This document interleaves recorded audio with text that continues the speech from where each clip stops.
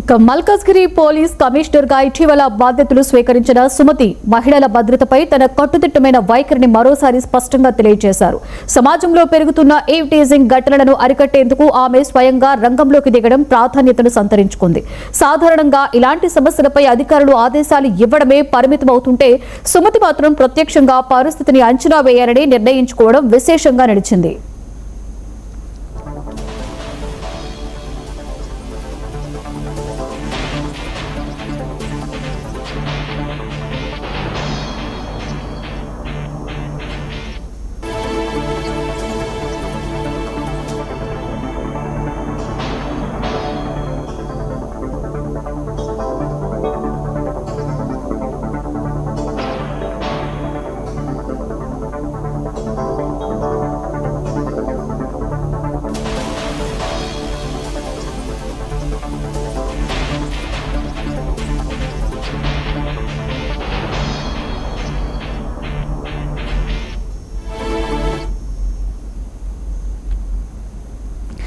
ఈ నేపథ్యంలో అర్ధరాత్రి సమయంలో మల్కాజ్గిరి పరిధిలోని ఒక బస్టాండ్ కు ఆమె సాధారణ మహిళగా వెళ్లారు.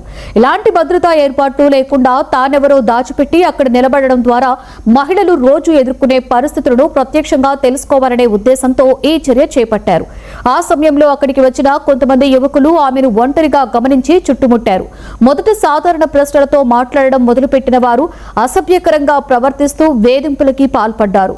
ఈ సంఘటనలో సుమారుగా 40 మంది వరకు యువకులు వేధించినట్లుగా తెలుస్తోంది. అయితే వారిలో ఎక్కువ మంది విద్యార్థులే ఉండడం ఆందోళనకర అంశంగా మారింది. చదువుకున్న యువత కూడా ఇలాంటి ప్రవర్తనకి పాల్పడడం వల్ల పరిస్థితి ఎంత తీవ్రమైందో ఈ ఘటన ద్వారా బయటపడింది. మహిళలు రాత్రివేళల్లో ప్రజా ప్రదేశాలలో ఎంత అసౌకర్యాన్ని భయాన్ని అనుభవిస్తున్నారో స్వయంగా సిపి సుమతి ఫేస్ చేశారు. వేధింపులు హద్దుమీరిన వెంటనే అక్కడే ఉన్న ప్రత్యేక పోలీసు బృందాలు రంగంలోకి దిగాయి. దీంతో ఒక్కసారిగా అక్కడ పరిస్థితి మారిపోయింది. యువకులు ఏం జరుగుతుందో అర్థం చేసుకునే లోపే వారిని అదుపులోకి తీసుకున్నారు. అనంతరం వారిని స్టేషన్ కు తరలించి వారి ప్రవర్తనపై కౌన్సిలింగ్ నిర్వహించారు. యువకులకు భవిష్యత్తులో ఇలాంటి చర్యలకి పాల్పడవద్దని కఠిన హెచ్చరికలు జారీ చేశారు.